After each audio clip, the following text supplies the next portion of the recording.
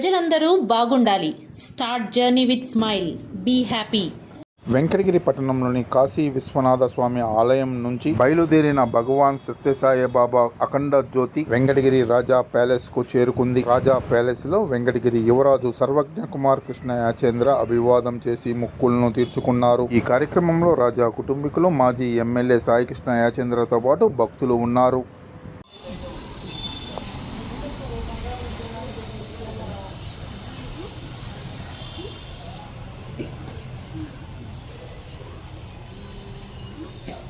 రండి మొచ్చెత్తుకొని